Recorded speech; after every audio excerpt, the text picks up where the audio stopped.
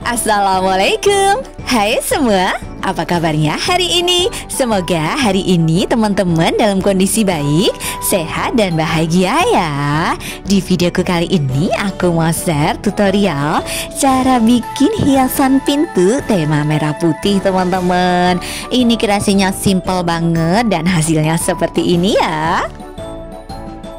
Persiapkan alat dan bahannya dulu ya teman-teman. Ada kertas pilus, double tip juga, dan perintilan lainnya.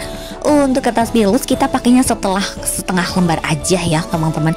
Digunting jadi 4 bagian seperti ini. Lalu tinggal disusun mengelompok ya, warnanya merah terus nanti putih. Setelah itu tinggal dibikin kayak origami kuas gitu seperti biasa. Nanti menyatukannya pakai benang aja ya biar dia lebih kuat.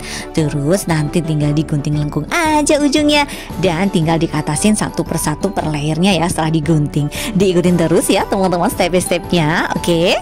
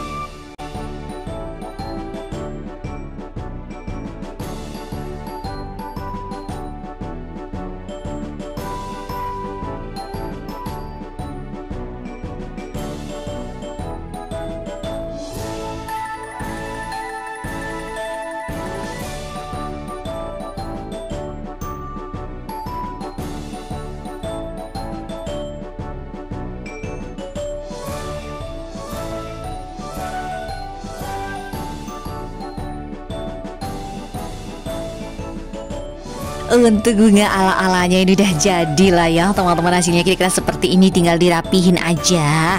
Kita bikin agak banyak kan ya teman-teman. Yang besar 2, sedang 1, sama yang kecil-kecil 2. Setelah itu tinggal ditempel tali ya. Belakangnya aku pakai double tip aja kayak gini. Lalu tinggal ditutup lagi pakai double tip. Jadi nanti kalau mau ditempelkan tinggal dilepas aja ya kan, jadi biar lebih kuat. Jadi tuh dia nggak akan lepas-lepas teman-teman. Dan ini udah jadi ya. Aku pasang bentuk lengkung gini di pintu, jadi kan lebih meriah suasana rumahnya. Selamat mencoba di rumah ya teman-teman. Semangat!